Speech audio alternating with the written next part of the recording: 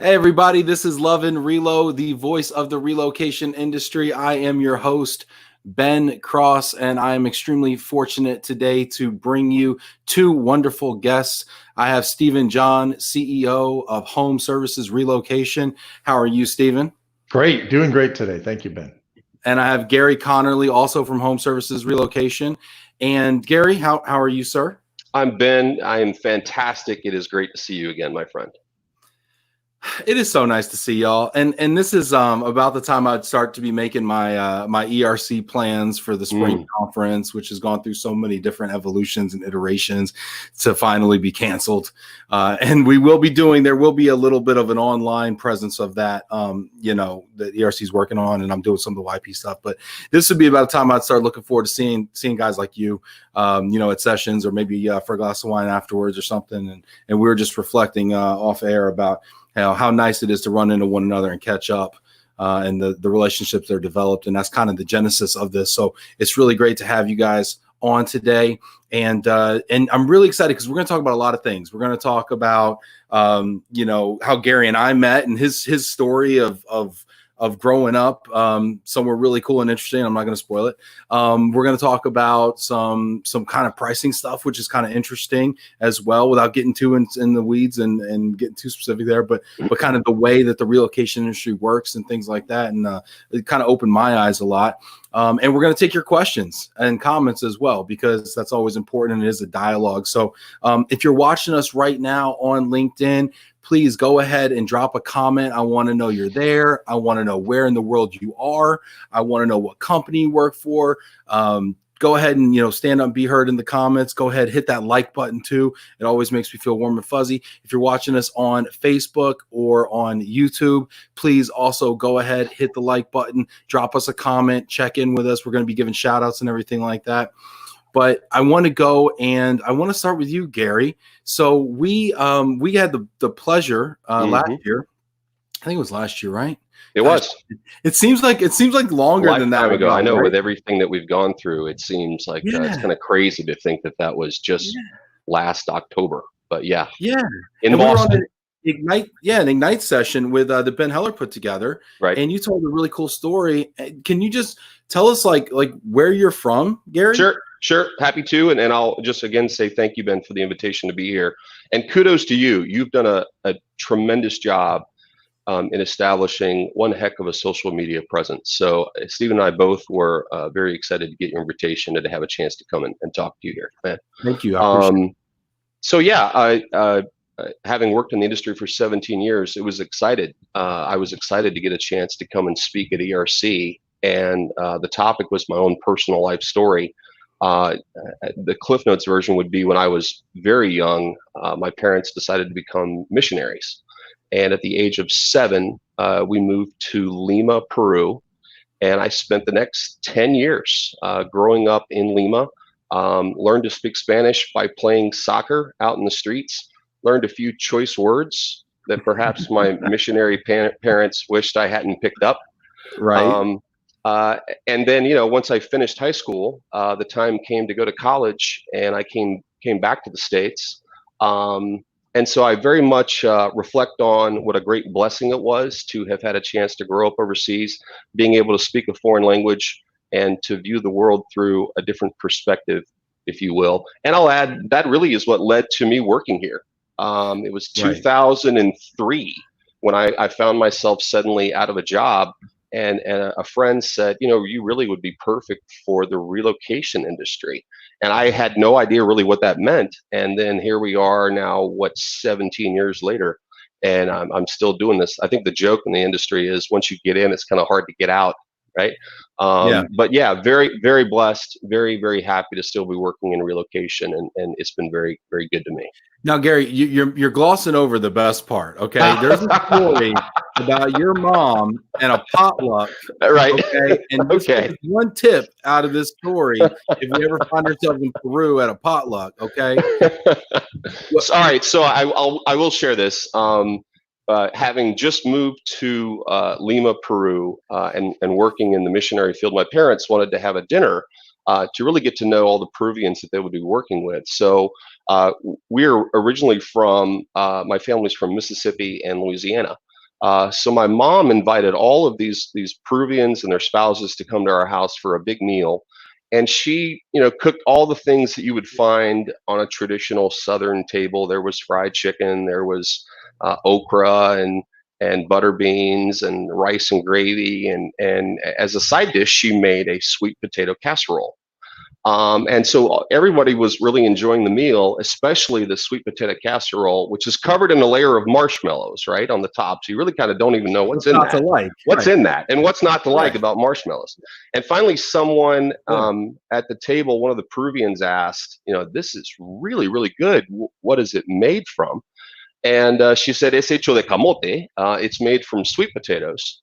And at that point, every Peruvian at the table just like froze with their fork like in the air, kind of like this.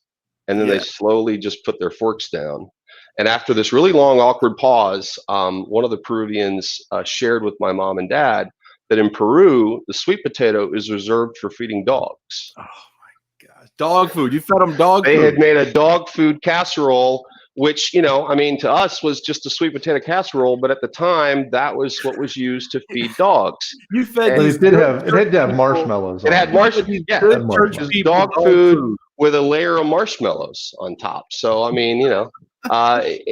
so that's just a fantastic. No, there's nothing better than a true story, a true funny story. So every time I eat sweet potatoes, my wife loves sweet potatoes. She's Puerto Rican, so she makes them all the time. Every time we eat sweet potatoes, I think about this story, and I think, how could these people not like this? But then again, I've never had horse meat chili, so I don't really know. It could go either way. Hey, let's check out the people right now. They're dropping comments over here and honor those people that are checking in. Check in if you haven't yet. Please drop your name, drop your company. Let me know where you're coming to us from. We got 33 people on LinkedIn right now. Hit that like button. Let people know we're going on right now. Sandra Clary, hello from sunny Alexandria, Virginia. I just had to be Jamie to the weather report. That's right, Jamie Master, our weather reporter, also in Mississippi. Hey, do you know Jamie Master, Gary Conerly? I do not. Let me write that name down. Yeah, he's in Mississippi also. Y'all should be friends. Just to form a Mississippi Relocation Council. Absolutely, all three of us. Yeah. There you go. Chris Gray, today it snowed in Montreal. Snowed here too in Detroit, Chris. Simon Johns, hi from the UK. Hey, Simon's checking in. Kelly Gurin, hello to all my friends. Stephen, big hug. Kelly from Shift. Look at you getting virtual hugs, Stephen. I love it. Can't get any other kind of hug. The only hug you're going to get these days. Can't get any other kind of hug. Enjoy it. Are we ever going to get any non-virtual hugs? What are your thoughts on that? Are we going to go back to hugging and handshaking or no? Well, absolutely. Absolutely, we will. I'm going to hold you to that, Stephen. You'll be the first one.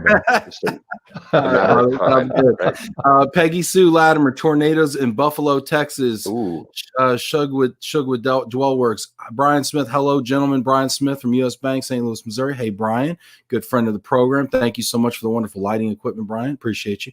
Jessica Brandt, friend of a while there. Sunny and 63 here in Minnesota. Scottsdale, Scottsdale, Arizona. Nathan Brinker checking in, 87 degrees in sunny Scottsdale. Wow, nice. Yep, and that's your neck of the woods, isn't it, Stephen? That's where I am right now, and we might get to 90, so we'll see what happens. Still early. Still early. It's only 1 o'clock. Well, we're up to 45 people on the LinkedIn live stream right now, so maybe we'll get to 90. Who knows? Nice. That'd be nice. Keep hitting that like button, guys. Let people know we're talking about some really smart stuff over here. Tommy Canoli, hey, guys, greeting from snowy upstate New York, Relo Solutions Group. I see how it is, Tommy. You wait till the RMCs come on here, and then you come back. I see what happened. I don't forget. Brian Rivers, First Tech, California. Tony Saye, hello from California Bay. Jana Lee Lowenstein, hello from Minneapolis. Another Minnie checking in. Yeah. Tony, living overseas is an amazing experience. He lived in Brazil for 12 years. Mm-hmm. Simon John says, which soccer team do you support, Gary, being in Peru? Well, I mean, any time that a South American team would make the World Cup was a really big deal. So, I mean, historically, that's going to be Argentina. It's going to be Brazil. Every once in a while, you have your one-offs like Ecuador. Costa Rica might get in from Central America. Paraguay has been pretty beastly lately, too. Yeah. Any team that makes it into the cup ends up, the whole continent then gets behind them. Let's not get off on that tangent. We'll be talking. All right. We don't need to talk about the South American soccer here.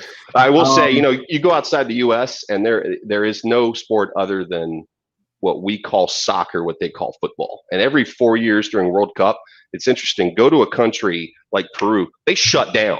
You want to talk about isolation and quarantining and staying in place? World Cup soccer comes on, there's nothing going on in the whole country. Everybody's glued to a TV. It's fantastic.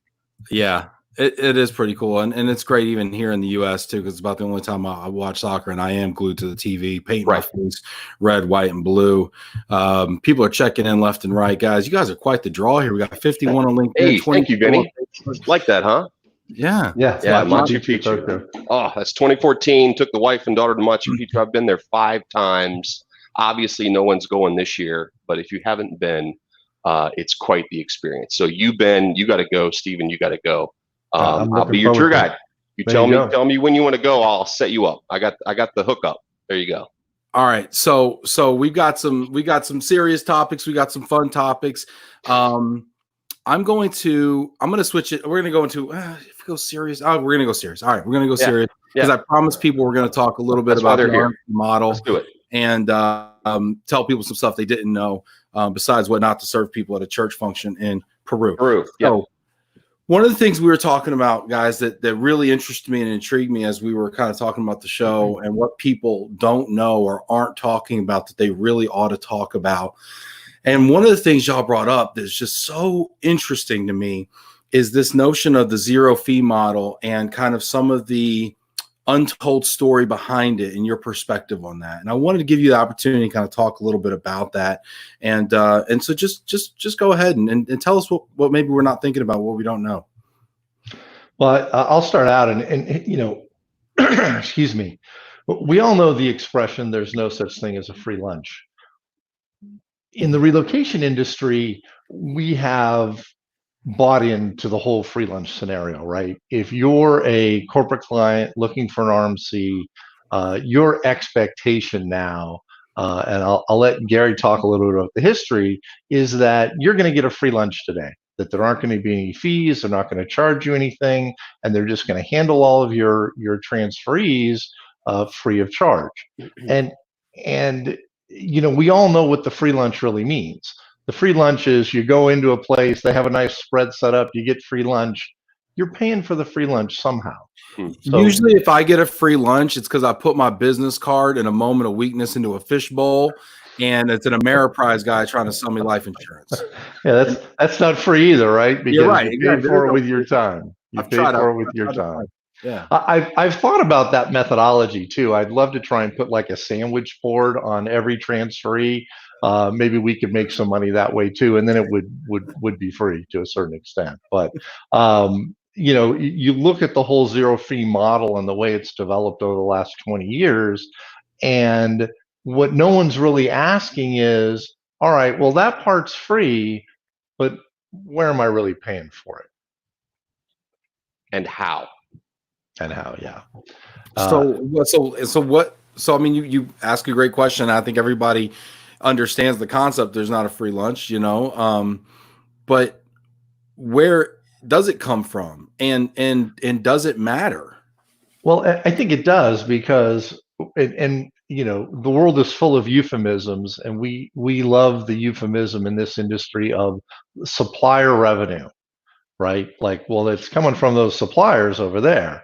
And so the concept, of course, is that, well, as an RMC, I'm not going to charge a fee to my client, because instead I'm going to get all of the revenue that I need from the suppliers. And so I'm going to get supplier revenue. Like that is something for free. But the reality is that everything that we term supplier revenue, and whether it comes to you as a commission, a rebate, a kickback, whatever you want to call it, it's not coming out of supplier profits, right? If the suppliers really dug into their own pocket and said, okay, you know, here's a 20, thanks for the referral, that would then be something that, you know, potentially the clients weren't paying for. But what really happens is they go, well, I would normally charge $100 for this, so you want 20, so I'm going to charge you 120, and then we'll send you an invoice for $120. You pay that, you send the invoice to the client pays you $120, so you can pay me, and I'll give you $20 on the back end. I'll rebate it to you. Absolutely. Rebate it or short pay it. That's the other, It's short pay, yeah. yeah, or short pay, right? And what's Mhm. interesting about it, and you see this in the auto industry today, right? Auto dealers will tell you, "Oh yeah, I'm going to give you, $10 over the invoice price," and they can show you an invoice, and they can show that you paid $10 over the invoice or whatever. But what they don't show you is they're getting a $3,000 rebate on the back end from the manufacturer. So it's not like this is uncommon, and it's not like it's something that's not necessarily, it's not unique to our industry, but it has additional ramifications in our industry because of that, funny little word we all call gross up, or if you're trying to be sophisticated, you call it tax assistance, right? Yep. Mhm. But everything that goes through gets taxed. So if I have a $100 invoice and I gross that up, well, now it becomes $150. That's the expense to the client.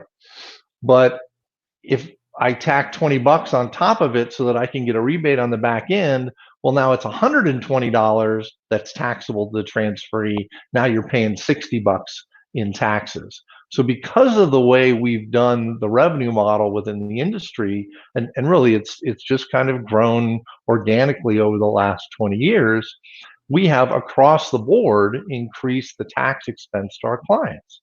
And first and foremost, and I've been in this industry just as long as Gary has. We started about the same time, 2003. And what was always kind of drilled into my head was our mission is to reduce costs for our clients, not increase them.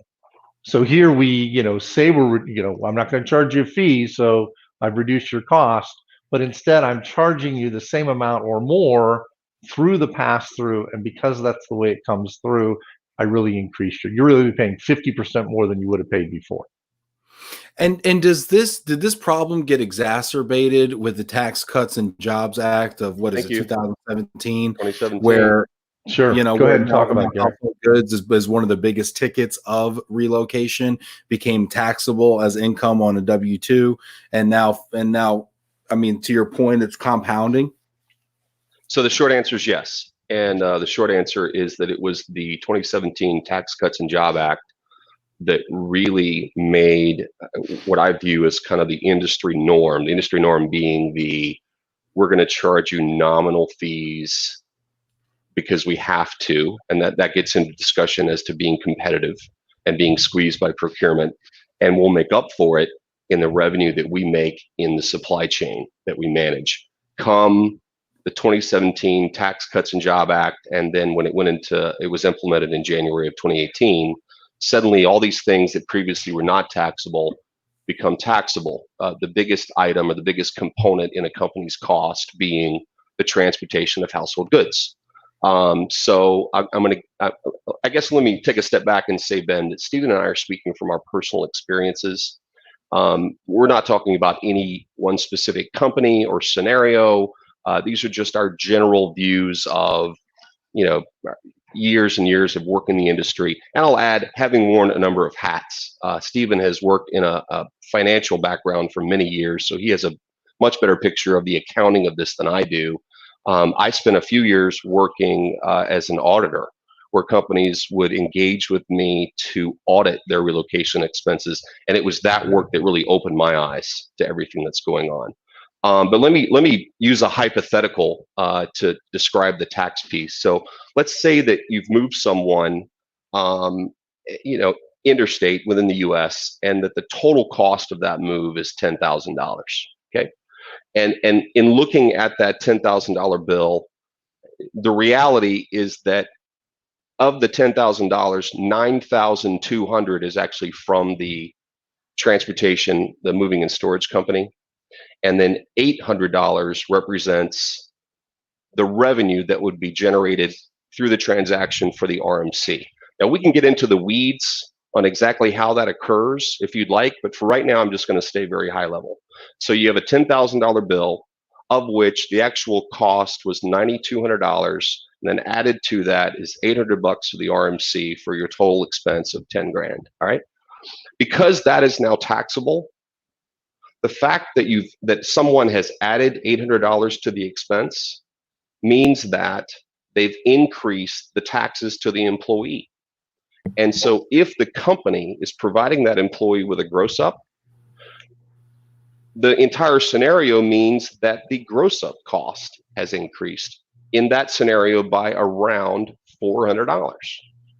And what really gets at me a bit is that our industry was founded on the idea of helping companies lower their taxes. That was one of the core missions of relocation. We're going to do three things. We're going to take care of your people. We're going to lower your taxes, and we're going to manage your expenses. Those are the three things that corporate America asks RMCs to do. Well, of those three things, specifically the taxes around home sale at first, right? Because that was the biggest tax hit in the process. We could argue that that was the genesis of the industry in 1972. The fact that the IRS made two separate transactions, or what we would call a BVO, a buyer value option, as a non-taxable transaction. But yes, the idea is help us lower our taxes. And now we fast forward to now 2020, where the very nature of how we, in general terms, price our business, we are increasing our client's tax bill. That bothers me. That, and I'll add the idea of just there being really, can you say with a straight face that you're being transparent to your client through that model? And some will argue that they can. I would say, wouldn't it be better served to go to a fee model? And this is not new. The idea of, here's the term I'll use, a move management fee. And Stephen, why don't you in our discussions with some attorneys at ERC describe how ERC has classified those fees? Okay. Well, I mean, I think when we look at the fee-based model, right? If you think about just fees that are charged, and we think about the way taxes are applied to those, any fee that we charge as an RMC is really segregated out from the actual benefit to the transferee. The way the IRS looks at it is most reimbursements that you make are a benefit to the transferee. As a benefit, it's taxable. Therefore, if you want to protect your transferee against the tax impact, you have to gross it up and you incur an additional set of expenses. But service fees for the work that we perform as really move managers, file managers, that fee has always been considered to be non-taxable. It's a business expense to the corporation, to the employer, and not a benefit to the transferee themselves. And because it's not an employee benefit, it's not a reimbursement, it's not taxable, it doesn't have to be grossed up. So whatever we can classify as a fee, and really any amount of money that represents the remuneration for the RMC's work in organizing the move and managing the move, that's really a fee.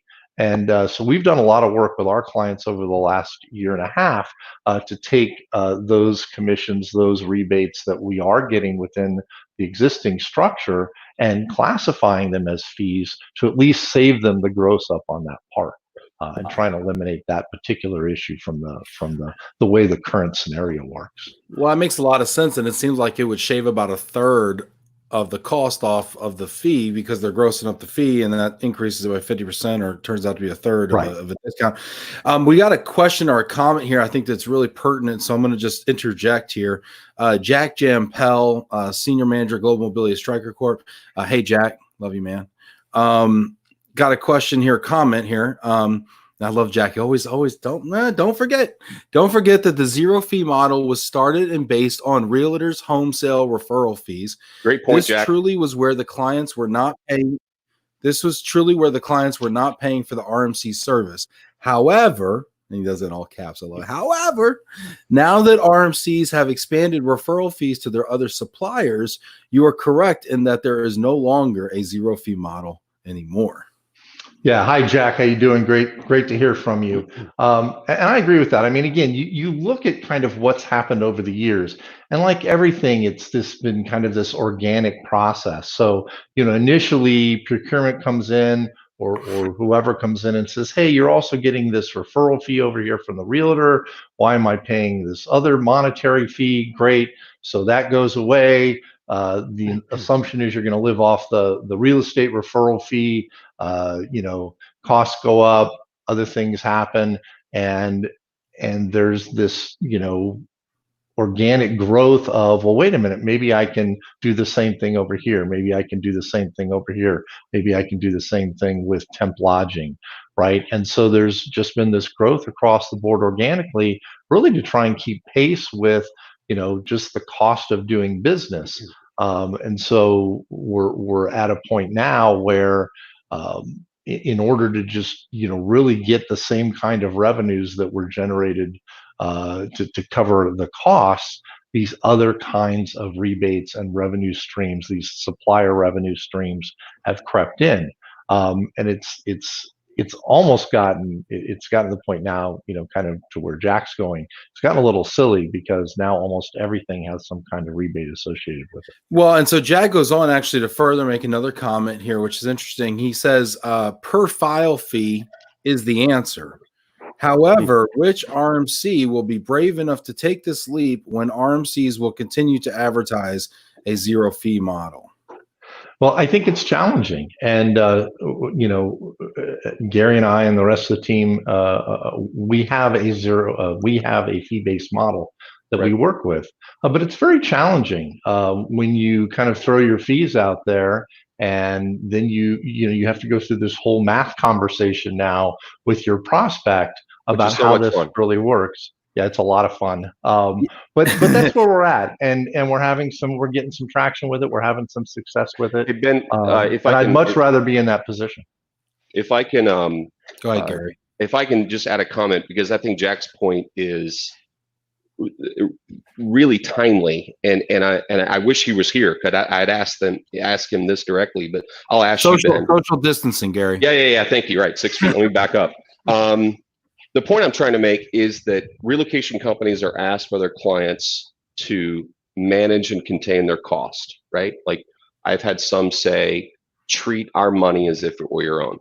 And we do that. We negotiate rates for household goods, for auto shipping, for furnished housing, for DSP services, whatever it may be. We negotiate those rates. However, what is the standard commission in real estate for someone who's selling their home, Ben?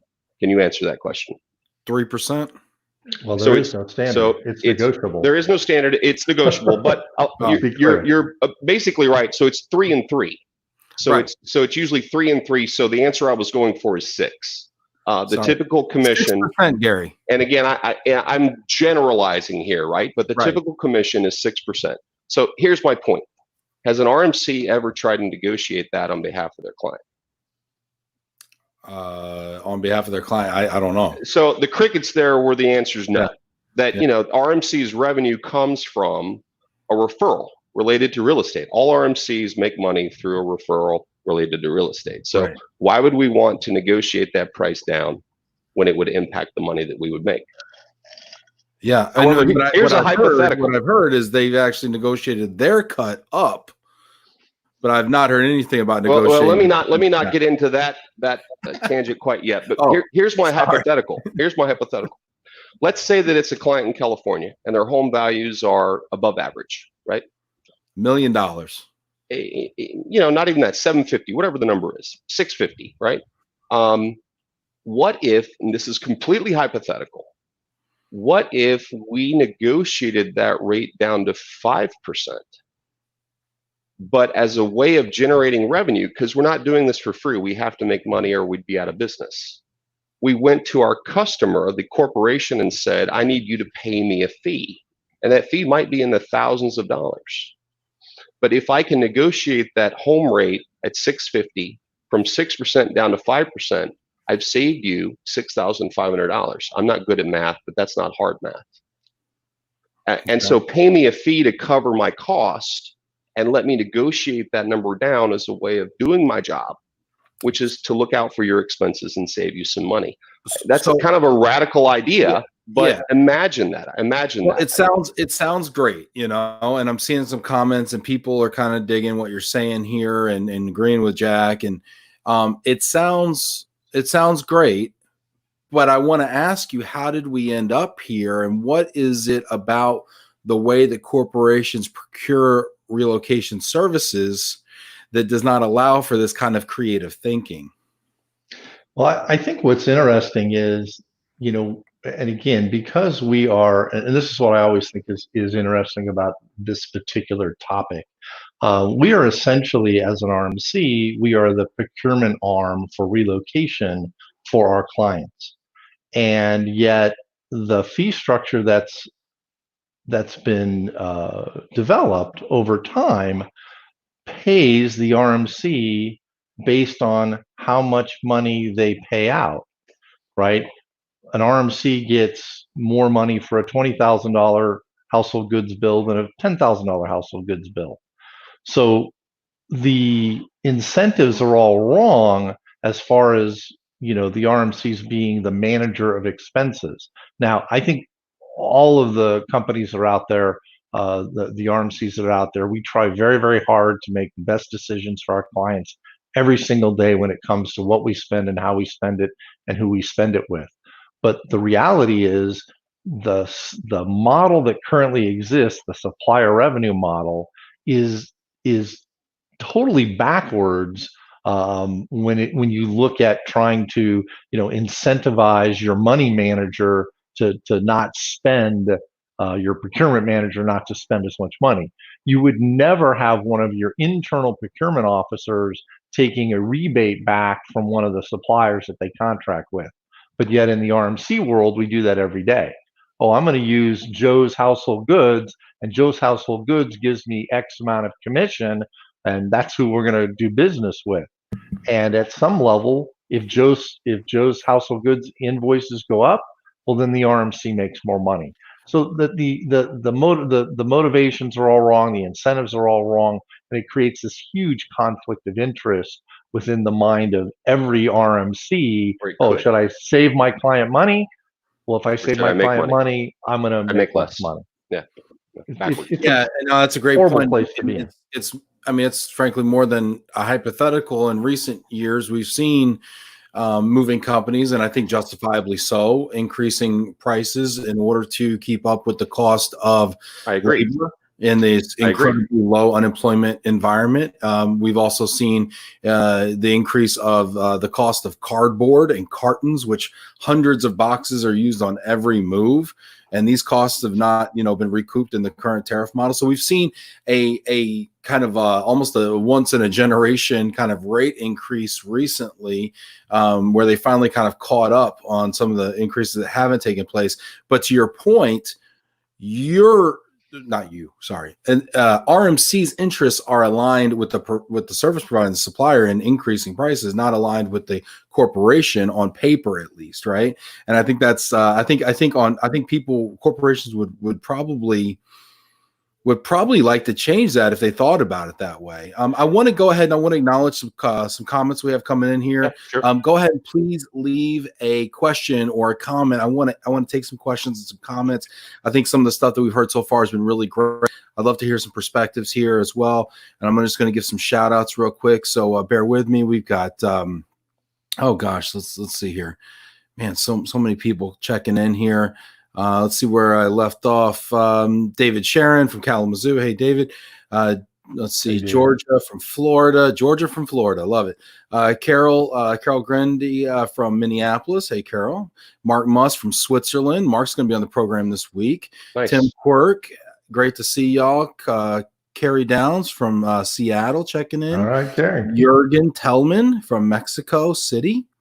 Nice. Stephen Meyer, a household goods driver. I love when the drivers start watching. That's when stuff gets really interesting, when the household goods drivers start watching. That's great. That's when I get the hate mail.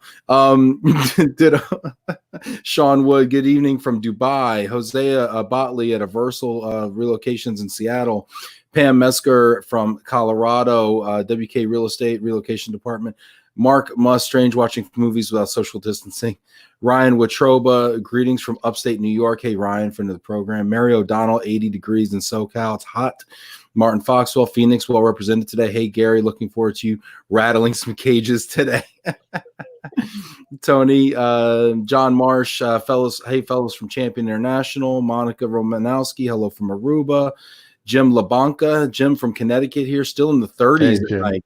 Wow. Great topic. He loves. I want to know what the weather is in Aruba. Yeah. Can we get a weather check in Aruba from Monica Romanowski? Yeah, everybody's loving Monica's weather. The Aruba. Did Tony says he did a lot of those cost projections for BGRS back in the day, so he knows what you're talking about. Victoria McCullough. So we've got a couple here. Let's see. So Victoria McCullough weighs in and says, isn't it really the client who decides their policies that actually cause the taxability gross up compared to the RMC? The RMC just administers the policy. RMC is just going to make money administering the policies. Yeah, but I mean, I'm gonna take this one. Yeah, go ahead. Answer the question. Yeah. No, but I mean, I think we can all agree as a relocation industry that it's a best practice to gross up and make the employee whole when the companies ask them to move across the world. So, we're not in the business of banging our employees out for money because we made a business decision that says now they need to work in Chicago. So, yes, the RMC is carrying out the policies of the corporation, but I don't think we should go down a path of re-examining that. I think gross up should be maintained in every instance. I think her point was it's the corporation that sets the policy, and she is correct. So I've worked with clients who have very rich policies. I work with clients that do a guaranteed buyout for most of their homeowners, which would be unheard of today. I've worked with clients that literally do just a lump sum. You're going to get a lump sum, get yourself here to there, and then, frankly, good luck getting. Are they grossing up? They don't gross. They pay it net. Don't call me. Net, right? Yeah. But then you asked the question. Are you seeing gross ups on the lump sums, though, Gary, more often than not, or no?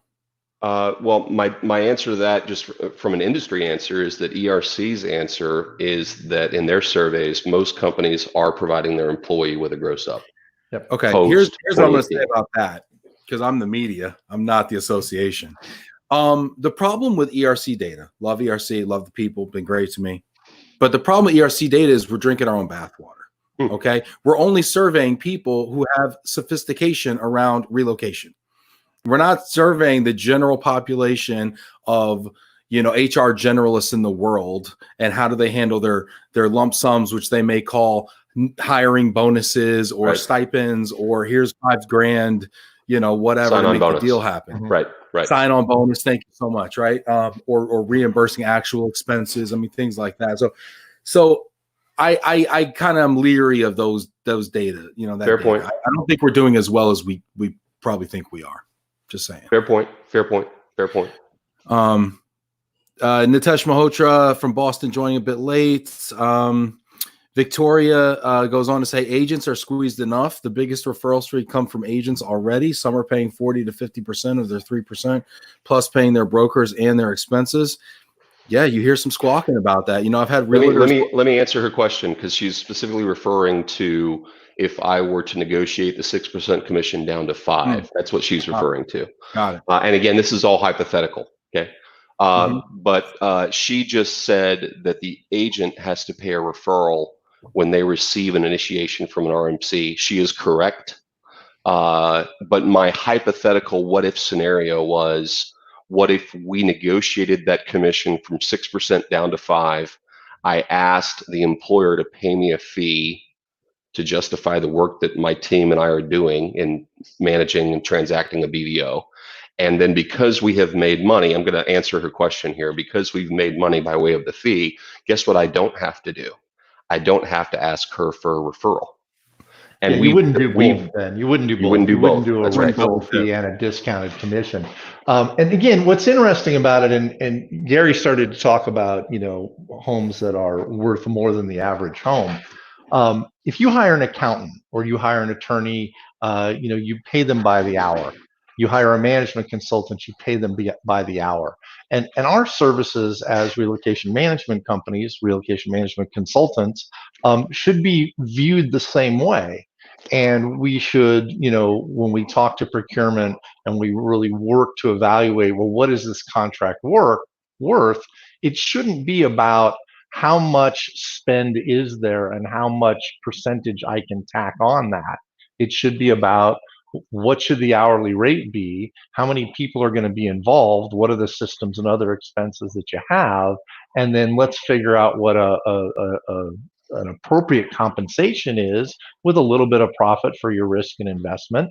And that's the way, we need to make it work. Everyone else is working that way. That's the way household goods looks at it. They go, how much do I need to cover all my expenses and make a little bit of money? If you're, doing spousal counseling or temp lodging or, whatever else is going on in the industry, you are really getting compensated for what it takes to deliver the service. From an RMC perspective, we're expected to go figure out how to, grub for pennies in the gutter and make some money on this and that and the other thing. If you look at the number of revenue streams that the average RMC has, it's an incredible drain from an efficiency perspective, right? We're being asked to get $5 here, $10 here, $50 here, and make it all work out so that you make some money in the long run, but don't bother me about it. And that is, from a supply chain perspective, incredibly inefficient. And ultimately, and again, I go back to, there's no such thing as a free lunch. If it costs me money, or it costs the household goods company money, or it costs the temp lodging company money, whatever it costs in the long run, the employer ultimately pays for all of that. It's just not as clear as if we just had a fee-for-service model. And that goes back to the other thing. It's like, do you want to know how much you're paying, or do you want to just kind of, go like this? Right. You want to just go through the RFP process, be like, we really stuck it to them that time, and then just keep it moving and pretend like we got a free lunch, right?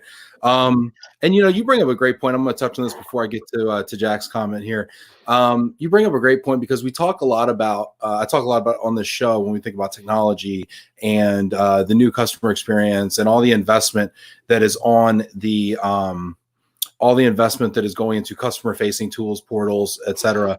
But the lack of investment, or the disinvestment in automating and integrating the supply chain and the operations on the back end, and how manual the processes are. And this is another process that I haven't even talked about, but it's true on the accounting side, where you're issuing two invoices. You're issuing the invoices, the customer facing invoice, you're issuing the invoice, the RMC facing invoice. You're doing a lot of math, a lot of paperwork, paper pushing back and forth. You're paying me, and then I'm kicking you a quarterly, all sorts of stuff like that goes on behind the scenes that frankly makes it difficult to do business with. Means I got to hire another head, in my accounting department to keep up with all the transactions. So, it's a great hidden factory in an organization. Jack Jampel goes on to say, the theory is that we wouldn't want to negotiate a lesser rate with our realtors, since realtors will not show it as much as higher commissions. I think you kind of addressed that, Gary, when you clarified that you're not double dipping. Right. So I think let me answer again. This is all hypothetical, but specific to his point, Jack, the realtor actually makes more money on a 5% commission where they're not paying referral than if they received it on a 6% commission, but then they have to pay a referral. So Jack, it's financially more advantageous to them to have that 5% without having to pay a referral, meaning they'd want to show it more, Jack, because they're going to make more money in that model. In your model, you're saying that the service providers make hypothetical model. Yeah, I mean, it all depends on where the negotiations go. But when you look at some of the referral fees that are being paid today, it represents well more than 1 point on the commission. And what's interesting, and when we think about the referral fee and we think about real estate commissions, on the listing side, the client is the seller. And on the listing side, the client or the employer is the one who's paying that commission. So if you pay a 6% commission and the RMC gets a referral out of that, or you pay a 5% commission and the RMC doesn't get a referral, again, those are the numbers that you get to play with to try and figure out how you're going to spend more money or less money. And that's really where it goes back to, I would love to be able to sit down and really have a fulsome conversation with some procurement officers that really helps them understand, you're spending $150,000 to get this person moved from, Atlanta to Dallas. And well, rather than try and figure out how to give me $1,000 less of revenue for the RMC. Let's figure out how to take that $150,000 and make it $125,000, because I think there's lots of room in there to make things work a little bit differently if we make the incentives work out better, and we make the motivations and get rid of some of the conflict of interest and some of all this stuff that's going around behind the scenes. You know, that sounds great, Stephen, but I mean, that's a very nuanced conversation that, frankly, due to the way procurement is practiced now, we're not really able to have those nuanced conversations. It's like, here's a 20-page RFP document. Yep. You know, get it back to me in 2 weeks, right, and we'll let you know. Right. Yeah. Unfortunately, we're not selling light bulbs, so it's real hard to get the kind of information into one of those documents. Now, we've been trying real hard over the last 6 to 12 months, and I think we've had some successes in trying to communicate what we're really trying to do to prospects and even our existing clients, trying to work with them on making this whole thing work a little bit better. I'm encouraged. I like what I'm hearing. I like the feedback that I'm getting. We're starting to open up, certainly open up the kimono a little bit, open up the conversation a little bit, and we're getting some good feedback and some good give and take. I think, by the way, if anybody's watching this, and we got about 50 people on LinkedIn, we got another 20 people on Facebook still hanging in there, which I love to see. Go ahead and hit that like button. Just let everybody know you're awake out there. But if you're watching this and you have ideas on how we can innovate the procurement process on the RFP and redesign that, I'd love to have a conversation as well about that, because I think there's a lot of work that can be done there as well for people that are considering RFPs coming out of COVID-19. Let's check in here. A few more folks here. Brian Fiore, solid point, Stephen. Hey, Brian. Point for Stephen. Charles Beatty, Charles from Dallas. Hi from Chicago. This is Brian. Francine Dusty from St. Louis. Chad Grisso, West Coast. Maury Stevens. Hey, Ben. Hey, greetings from the North. Sag Nasty in the house. All right. Monica Romanowski, summer all year long in Aruba. Must be nice. Yeah, right. Good to know. All right, well, Jack has another one here. I love this. I love he's kind of out there. He's kind of jabbing. He's kind of getting in the mix. I love it. So Jack's out here and he says RMCs should learn a lesson from the household goods industry. Nobody's ever called us the smartest guys in the room. So I thank you, Jack. It's not there, right? We're all just the dumb, greasy movers, that are buying the beers. Nobody ever thinks to ask us anything. He says RMCs could learn a lesson from the house of goods industry, whereby to keep business, they did not raise prices for a great number of years and then needed to significantly raise prices to catch up. Wouldn't you agree that the referral fee model may not be feasible to continue as the main revenue driver? Well, I mean, I think that because what we're seeing is, and one of our realtors made the point earlier, the referral fee keeps going up and up and up and up, and at some point that becomes untenable, right? How much of the agent's livelihood are you going to be able to get away with taking before agents finally just throw up their hands and say, yeah, I'm not going to do that business, or the only agents you're able to get to do that business are the ones you don't want doing it. So I think it has gotten to that point. I think we're seeing that already. I put a hold on referral fees 5-6 years ago, haven't raised them yet. And we intend to hold the line on that. And that's really what we're trying to do here, is not just keep dipping into the pockets of, the suppliers. And again, when you think about referral fees, the agents are really and the brokers are the only ones who are actually dipping into their pockets. Right. Every other referral fee that exists out there is just added on top of what they would have made otherwise. But we have actually seen and had suppliers come to us recently and say, oh yeah, one of my RMCs came to me and said, we're not going to do business with you unless you add $50 to every invoice before you send it to us, and then rebate that back to us on the back end. And so I think that was to Jack's point as well. Over the years, we've seen more and more suppliers drug into the mix. We had some tax providers a while back that told us they were being asked to add rebates on top of their invoices. And again, I think it just, it gets a little silly. Our contracts today say we will not take a rebate, we will not do a markup, we will not take any kind of income out of the supply stream.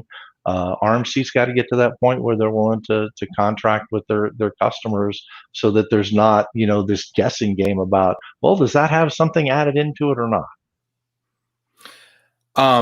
Yeah, great point. Jason Rollins mentions on Facebook, corporate procurement professional would be a great guest for an upcoming episode. Please, if you're watching this, please recommend one. I would love it. I would love it if you're a mobility manager considering an RFP or just went through an RFP. I'd love to hear lessons learned. I think we could do a few shows about this from different perspectives on RFP best practices, because the RFP has really become the MO, and I think there's a lot of work to be done. It has been for years. And Ben, you asked early on, I don't think we answered the question, how did we get here? And the short answer to that is it was over decades, and that it was by way of procurement becoming more and more and more involved in HR spend. And so, but also, Gary, more focused on the fee, yes, right? More focused on the 2% of the total spend that was the RMC fee than, the $150,000. Stephen, I think it's because that was easy for them. Sure. In my years where I was really working with corporations and trying to help them understand even what this whole industry is about, it became apparent that procurement managers have been trained on how to squeeze vendors. And that's actually the term they use, Ben. They use the term, we're going to get to the final and then apply the squeeze. You and I have both been through it. When they come to you and say, well, we'd really love to do business with you, and you're waiting for the but to come along. But if only you could do this or do that or do this, or that's them applying that squeeze. So over years, we've gone from the 80s, where RMCs actually charged a fee to do a tax protected home sale program to administer that, to where today the fee for that is zero. And it's by way of, and I'm not pointing fingers, I'm just saying for procurement, it's easy for them to have a spreadsheet and say RMC A, their renter fee was this, RMC B, their renter fee was this, and they can put them all in a nice spreadsheet and compare them and do the math on who's the lowest, and now how much can I say I saved my company. That's where they're trying. That's exactly right. I went through a lengthy RFP process with the German manufacturing company, and they wanted incredibly long payment terms, but more so, he said, go ahead and build in a lot of fluff on your first proposal, because I'm going to ask you to cut it dramatically in the end. Amazing that he would ask you to do that. I have to go back to Germany and show them how bad I got you. So I need you to really mark this thing up, because it's going to be a bloodbath when I'm done with it. And I'm like, hey, man, I appreciate the heads up. Thank you so much. Here's a bagel. So my dad actually chimes in. I love when my dad chimes in, because he's always got a different perspective. It's great. And I think, and I think his perspective is the perspective of some RMCs that might be watching this right now. And I think it bears discussion.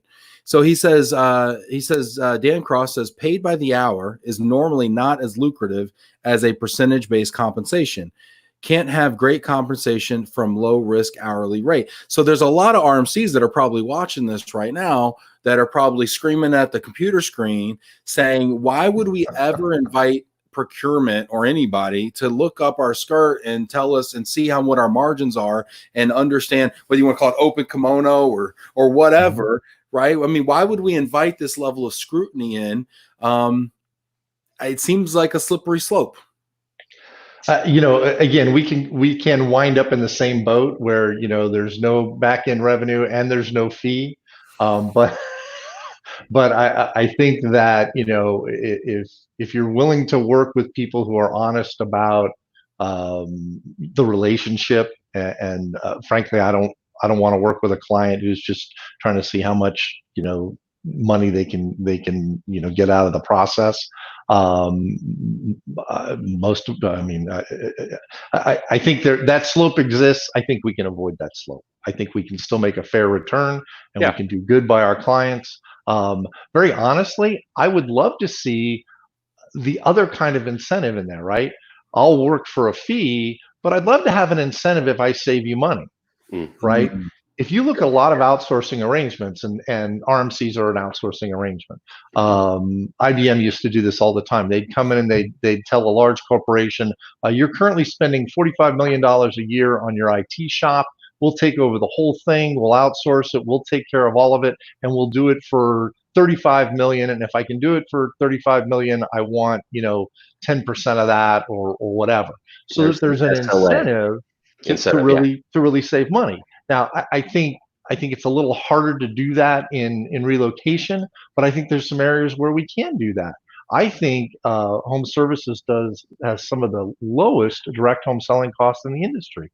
I would love to talk to an employer, a client who wants to make their direct home selling costs go down, and that we would share in the savings. If I can take you from 7.7 to 7.6 across your entire population, that's a huge savings for you.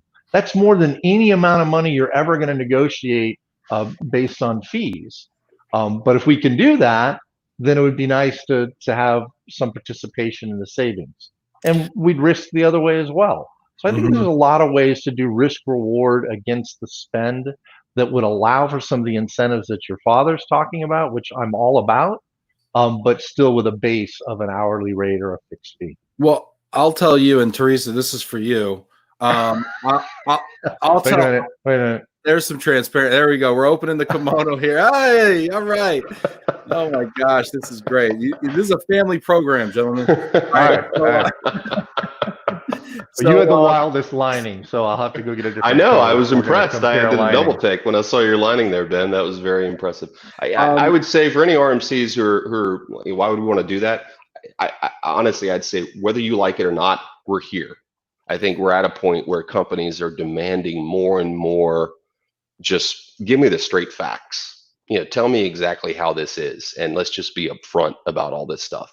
And in any scenario where you've been or having to print two invoices, one invoice for a client to see, one invoice for the RMC just to have privy to me, is that not in and of itself backwards as far as what we as an industry say we're going to do and who we are as an industry? I think it is. And so maybe I'm just on my soapbox here, but I think I would love to see the industry go to where we're not asking you to do that, Ben. Well, so I'm going to respond to my dad and say, and actually what you guys said here. That sounds good, right? Give me a piece of what I save, right? That sounds great. And then it gives me as the RMC the opportunity to really put on my thinking cap and use my knowledge of the industry to find savings and where I can extract value and give it back to the client. In my experience, my very limited experience with firms that operate in this manner, household goods audit firms operate in this manner. And they are the scourge of my existence because whenever I submit an invoice, they come back to me and say, do you have proof of a truck-to-truck transfer? Do you have photographs of the tailgate of this truck and the tailgate of that truck? Wait, tickets. What model is that bed that needed an extra hour of $50 to disassemble? And talk about. I love it. I would rather. I love it. Go ahead. 5 invoices, and you pick which one you want to pay and which one you want to charge, than have to deal with these jamokes over here who are giving me the runaround on the back end. So. Right. That's my very limited experience with people who are paid as a percentage of what they save. Yeah, the audit industry has a little bit different philosophy on life, and that what I'm hopefully talking about is something that's not just about picking apart every invoice. It's about really performing better and making better decisions. And I am not by any means. I mean, I think we all, and when I say all of the RMCs, and I know all of them, and I feel like I'm friends with a lot of the folks that are out there that are running RMCs. And to a person, everyone is trying to do the very best job for their clients. Everyone is trying to save money where they can. But the overall framework of what's going on is set up to cause conflict every single day for us. Every single day we're looking at how can I save money? Oh, but then my revenue is going to go down. Well, but I need to save money, and we do that all the time. And frankly, I'd rather just get rid of all that. Let me work for a flat fee, and I'll sleep a lot better at night. Mm-hmm. Yeah, makes sense. We got a question here on Facebook. Kelly Johnson Cockrell, how many of your clients have audit rights written into contracts so that they can see the fees collected? 100% of them. Now ask me how many actually audit. How many actually audit? None. Okay, it's in every single contract. I've worked for 3 different RMCs. It's been in every contract I've ever seen. Matter of fact, I would be surprised if the client's lawyers allowed them to sign up for an outsource without an audit clause. But I've never seen anyone actually exercise it in the 17 years I've been doing this. That's fascinating. Francine Drusty, don't here's let me see before we go down that path.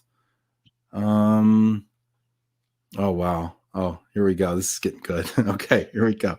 Jack's back. All right. Hey, Jack. Jack, I love you, Jack. We should have just got Jack on. Jack's coming on. Get Jack in here. Okay? So we have to publicly guilt and shame Jack Jampel into getting on the program. Okay, Jack is coming on. Okay. Jack says, sorry, but procurement is not the devil in all this. The mobility industry has created this monstrosity of pricing models that makes it almost impossible for any procurement professional to audit or understand. Okay. I can't argue with Jack. Can't argue with that either. I cannot argue with Jack at all. Yeah, we do. We there's confusion and surreptitious pricing and contracts here for sure. I mean, I get it. Cannot argue with Jack. We've clearly done it. We've clearly done it to ourselves, and now we have to try and figure out a way to. We're trying to. Ben, as we close here, I'll just say we are trying to. And to the question that I think her name was Janet, that Janet asked a moment ago about clients having an audit clause in the contract. One way that we are just open about that is that we provide our clients with a year-end report of how much revenue we earned in managing their business. Note, I didn't say a report of how much we charged in fees, because those are two very different things, right? A report of how much revenue we earned, okay? So I think that's a way for me saying that they wouldn't even have to do an audit, because we're just gonna give them that information. Here's exactly how much money we made off of managing your account. Do you guys have a few more minutes? Because we got a couple more comments. I do. Sure. Cool. I feel like the guy on the radio talk show has got like a really great guest on. It's like Tom Brady. Hey Tom, you got a few more minutes here? Tom's got to go. We have time. Got a hard stop. Let's see here. Shout out to Angie Ware, Coldwell Banker, Memphis. Angie. Yeah. Rory's checking in Broadview, Illinois. Victoria McCullough tagged Lindy Chapman. He's talking your language about the cost of relocations. Check in, Lindy. Had Lindy on the show. Kelly Gurin agrees with what you guys are saying. John Harmon says, I like the conversation about procurement. I don't have any suggestions at this point, but it is a valuable conversation. Companies are missing out on opportunities to learn and grow when they lean on procurement in making decisions. Yep. Darren Burley. Hey all. Hey Darren. Jason Vargas. Hello from Phoenix. Hey Jason. Let's see here. Ed Ooms. Hello from Chicago. Ed Cohen in San Diego. John Marsh. Okay, John Marsh has a question. John Marsh, when proposing a fee-based model, do you also allow for increased revenue for your company's performance? If you effectively reduce your client's overall cost by a certain percentage, is there an opportunity for you to earn an additional amount of money? We kind of answered that, but currently, do any clients actually have a model like that to your knowledge? We don't currently have any such models. Gary and I have tossed around a few ideas and some things we'd like to work through with some of our clients and prospects, but as of this point, no. I think what he's describing would be a great part for a new SLA. Cool. Lindy Chapman checking in, thanking Victoria. Yep. Yeah, some of you guys aren't seeing the live tags, by the way. So if you're not seeing when we go live here on LinkedIn, because it is spotty, please take a moment. There's 50 people still watching, hanging in there on LinkedIn. There's another 20 people on Facebook. Please go to Facebook right now, facebook.com/LoveandRelo. Hit that follow button. When you hit that follow button, you will then get a push notification through your Facebook app as well. It's a lot more reliable than the LinkedIn Live, which is still in beta. You can also, if you have the YouTube app, You can also go to Love and Relo on YouTube and subscribe there. Please subscribe, like us on all those channels and platforms so that you can stay up to date, because we're going to be pushing out content every single day, bringing you the best and brightest people in the relocation industry, sharing their stories. That's what this platform is all about. I appreciate and love you guys so much for being on here. That is not my cue that we're leaving. We still have a couple more comments, and I gotta hook everybody up here. Jack Jampel back again. He's back. He's back. All right. Jack says, I would be glad to consult at no charge on such a project to help RMCs with new pricing models. There you go. Well, thank you, Jack. Thank you, Jack. A Love it, Jack. bipartisan working group.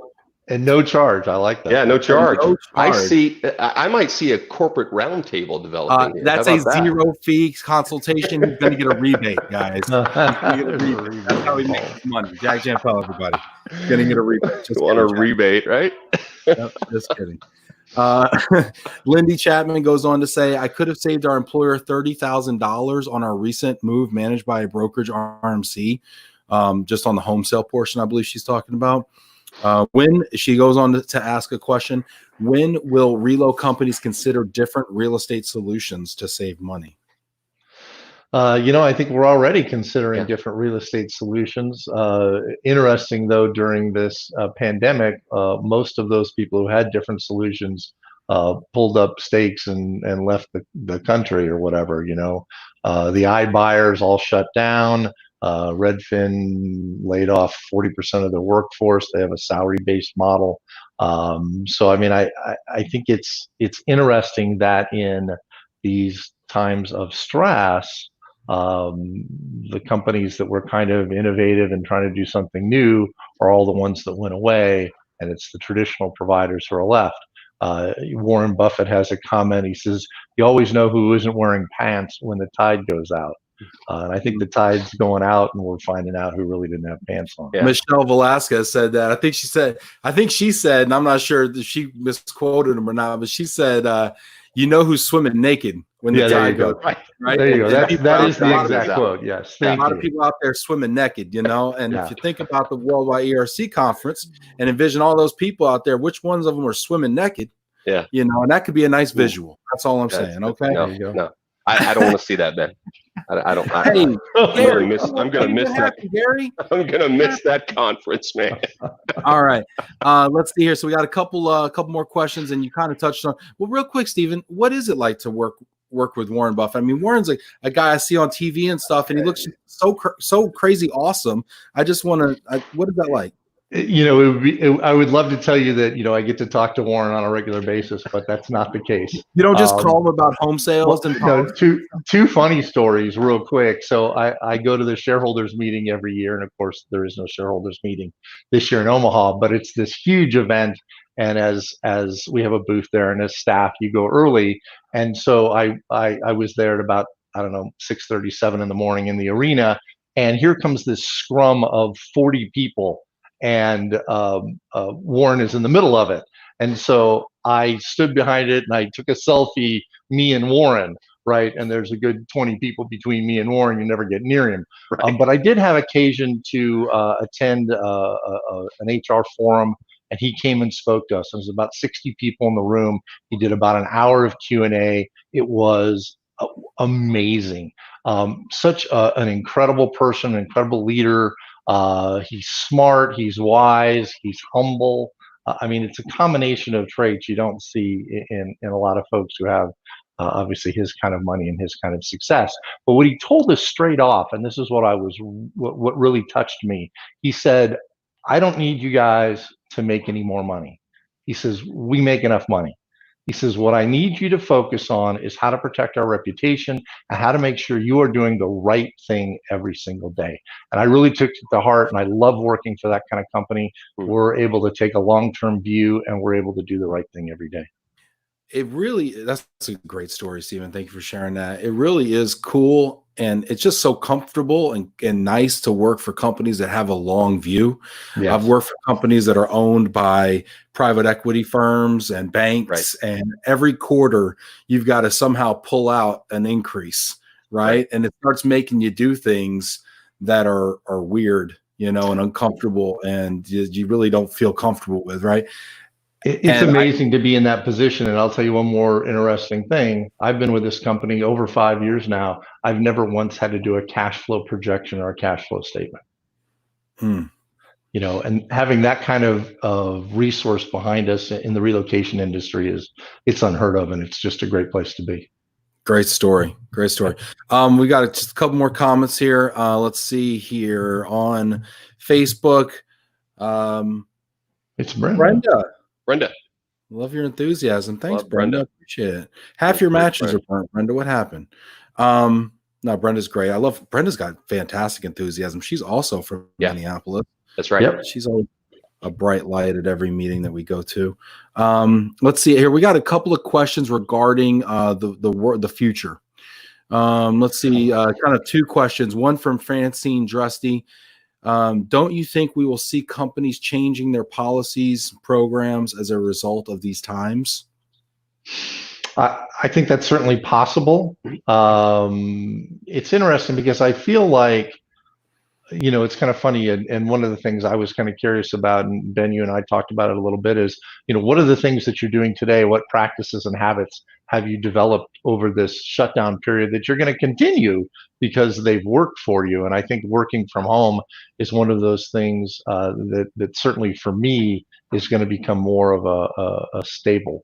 Having said that, I do feel like a lot of the folks that we relocate, even if they work from home, they still have to be in the market that they're supposed to be in, right? So it's kind of like, yeah, you can probably do your job from home 3 days a week, but you can't do it from New York. You got to be in St. Louis, because the other 2 days of the week, you got to be in St. Louis. So I think there may be some impact, 5, 10, 15% on, you know, where people went, wow, why the heck was I going to the office every day? Why was I going to move to Milwaukee? I don't really need to. There'll be some of that. But I think a lot of that has already occurred. We're already in that mode. You know what I love about that idea too is that because you're only going into the office in St. Louis in your scenario that you were talking about, 2 days a week now, you can live a lot further outside the city.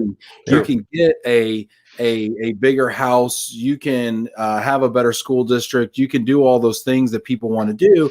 And as a household goods mover who has seen shipment sizes steadily decline for years now, I never thought about that this might be a rebound. Yeah. Okay. The other thing is, now that I'm sheltering in place here in my home office, which I'm blessed to have, and my kids love running around my basement with all their toys in it, and I have a big backyard and they can go crazy out there. I can collect. I think I'm going to see people. Well, gosh, I want to have a home office in my house in case I have to work from home 3 days a week. I want to have a home gym, so now I don't got to go next to these coughing people on the treadmill. I want to have, all the kind of accompaniments that might come with a more inside lifestyle. I want to build my outside world inside my home, and I take heart, hopefully, that that's a new trend, and that walkability factors aren't as important as the amenities that you have inside your home.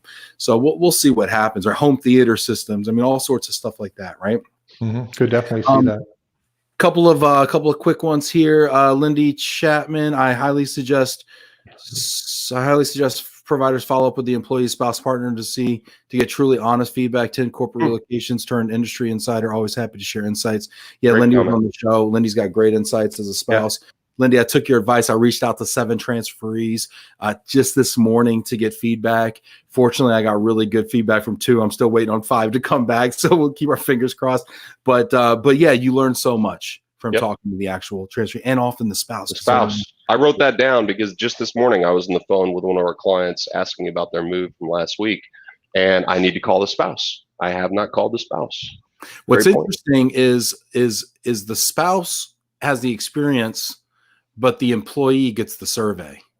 Yes. Yeah. Although sometimes the spouse will do the survey. Right. A lot of times it's sent to the employee's work email. Correct. And they're like, it's a lot of times it's a different experience. Georgia, perhaps. Okay. So this is a kind of a comment. Perhaps with the COVID disruption in the world, it might be time to change how the pricing model works. Do you think that the COVID-19 coronavirus thing is going to change at all how pricing works? Or no? I'm not sure I see necessarily that relationship. I think, we were certainly driving for it before the COVID-19 thing. I do think, and again, not to discount some of the other real estate models out there too much out of hand. I do think there's room within the real estate model to get additional discounting to save a little bit more money, and we definitely do need to still keep working towards that. Kind of to the point that Gary made earlier, and what we always say, and of course the official terminology is all real estate commissions are negotiable, but for some strange reason, no one ever seems to try and negotiate them. And so I think there's room there. Again, it has to be balanced against the referral fee. You can't do both, but I think there's absolutely room there. Yeah, I agree. And Lindy actually goes on to say, iBuyer and Redfin were never good solutions. I'll make their solutions. Their solutions. They were attractive to someone. They're innovative. By that, I mean venture capitalists certainly put a lot of money into that. So, 2 months ago they'd buy anything. 2 months from now, we'll see, right? Yeah. Well, and I do think that is the one thing we're definitely going to see as we move forward. This whole trend of venture capital coming in and allowing companies, to do a burn rate for 3 years instead of profit. That's going to go away. People are going to be looking for profit a heck of a lot sooner. I've seen some comments on that out of San Francisco already. Heck of a lot sooner. Yeah. So we've gone long here, and I appreciate your time so much. We appreciate your time. Great conversation. But I wanted to give you an opportunity just to have a closing word and say, is there anything that our folks who are watching this, and we have a great attendance, thank you for everybody for hanging in there. Anything you want to leave people with? Gary, go ahead. I'll start by just saying, Ben, I'm grateful for the invitation. I'm grateful that I had a home office to work from. I'm grateful that I upgraded my internet to fiber to the house 2 months before all this happened, because my daughter's downstairs on Zoom right now. So I'm stunned that I'm still talking to you and it's relatively clear. Thank you, fiber to the home. And then finally, it would just be that I do think that as an industry, we've reached a point where I think we all should take a hard look. Just take a hard look at how we do what we do. Is it in the client's best interest, or are we doing it because it's in our best interest? And I do mean that from the standpoint of, there are lots of things that a relocation company manages. There are lots of things that we touch. But at the end of the day, do we feel good about how we do business or not? And I just say that I feel good about how we're doing business here. And I'll leave it at that. And just again, say thank you, Ben, for the invitation. Thank you. You're welcome. Go ahead, Stephen. Yeah, and I'll just echo that. And thank you very much, Ben, for the opportunity. It's great talking to you and the group out there. And just want to wish everyone, hopefully a quick end to kind of the business volumes we're seeing today, and we get back to normal and everyone stays safe and healthy. So thank you. Well, thank you guys. This has been a tremendous eye-opening conversation. I love conversations like that. If anybody's watching this right now that has a counterintuitive or different take on relocation and would like to be on and share that, it's all about sharing points of view here and telling your story. So thank you both, Stephen and Gary. Thank you so much for coming on Love and Relo. It means the world to me that you take so much time and share your story with us. Thank you, everybody. We got a great couple of shows this week, and get in touch if you got a short story to share. So thank you so much, and have a great day, guys. Have a good one. Thank you, Ben.